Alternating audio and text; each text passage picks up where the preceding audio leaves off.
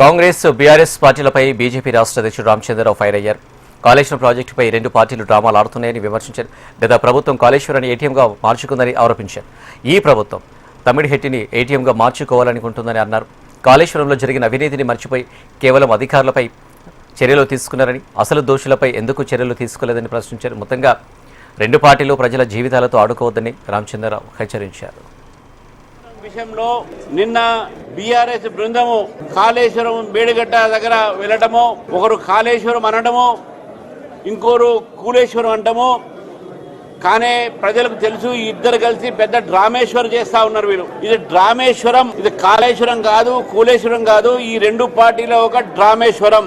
1,30,000 కోట్లతోని నిర్మాణం చేసినటువంటి ఒక కాళేశ్వరం ఒక ప్రాజెక్ట్ ని అక్కడ ఉన్నటువంటి ఒక సుందెళ్ల కానీ, మేడిగడ్డ కానీ, ఎల్లంపల్లి కానీ ఎన్ని బ్యారేజెస్ అన్ని కూడా బ్రీచ్ అయితే నేషనల్ డ్యామ్ సేఫ్టీ అథారిటీ వాళ్ళు 3 సార్లు దాన్ని ప్రవేశించిన తర్వాత, దాన్ని ఇన్స్పెక్ట్ చేసిన తర్వాత దాంట్లో ఉన్నటువంటి ఒక నాణ్యత లోపాల గురించి మాట్లాడడం జరిగింది. మరి ఇప్పటి వరకు కూడా రాష్ట్ర ప్రభుత్వము దాన్ని రిపేర్ చేయకుండా, దాన్ని మరమ్మతు చేయకుండా ఈ రెండు పార్టీలు కూడా ప్రజల ఒక సంబంధించిన జీవితాలతో ఆడుతూ ఉన్నారు, రైతుల ఒక జీవితాలతో ఆడుతూ ఉన్నారు.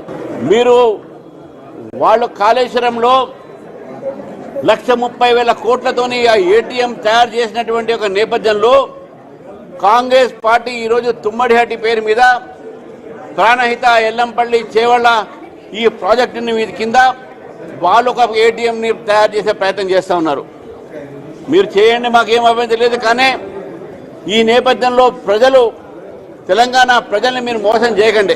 డ్యామ్లో జరిగినటువంటి ఒక జియో టెక్నికల్ రిపోర్ట్స్ కానీ, అక్కడ ఉన్నటువంటి ఒక ఇతర ఒక టెస్ట్ ద్వారా ఆ డ్యామ్ సేఫ్టీ లేదని చెప్పేసి నేషనల్ డ్యామ్ సేఫ్టీ అథారిటీ చెప్పిన తర్వాత కూడా ఇప్పటి వరకు కూడా రాష్ట్ర ప్రభుత్వం దాన్ని రిపేర్ చేయకపోవడం వెనుక వారి నిర్లక్ష్యం బయటపడుతుందనే ఒక విషయం అయితే